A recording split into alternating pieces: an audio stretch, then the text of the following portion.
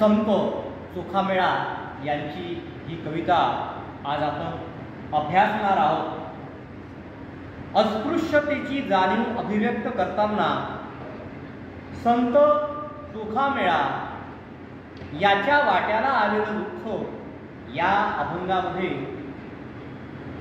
संत चोखामेळा यांनी व्यक्त केलेले आहे। पंढरीच्या पांडुरंगाच्या चरणावरती त्याला डोकं ठेवता येत नाही,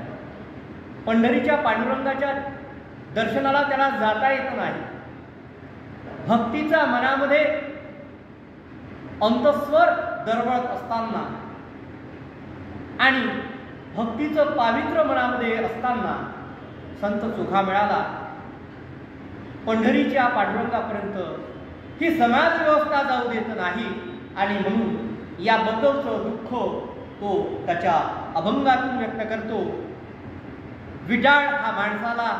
जन्म आणि मृत्यूचा विटाळ आहे। या विटाळामध्ये माणूस जन्मतो, माणूस मरतो, ही समाजव्यवस्था हा विटाळ मानतो आणि म्हणून या जन्म मरणाच्या या फेऱ्यामध्ये जखडलेलं हे मानवी जीवन म्हणजे एक भूलभुलई आहे, एक भ्रम आहे।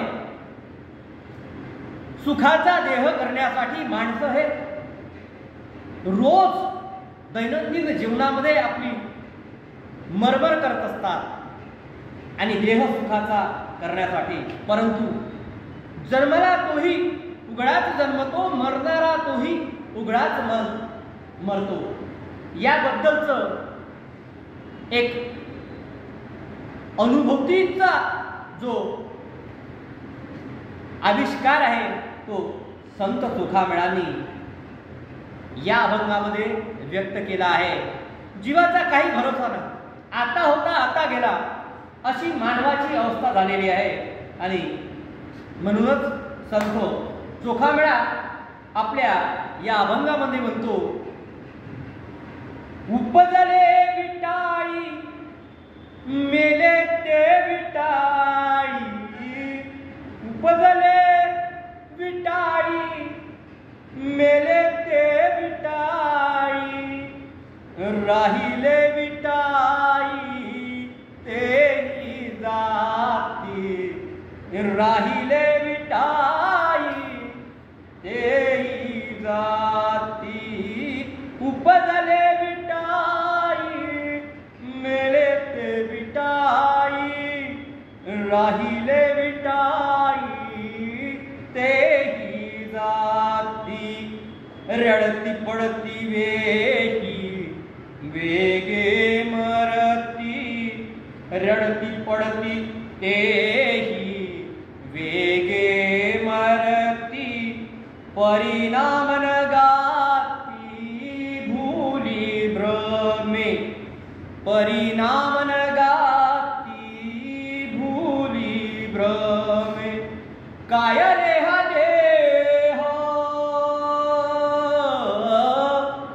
काय रे हा देह, सुखाचा तयासी उघडाची जासी, अंत काळी उघडाची जासी, अंत काळी, काय रे हा देह, काय रे हा देह, सुखाचा तयासी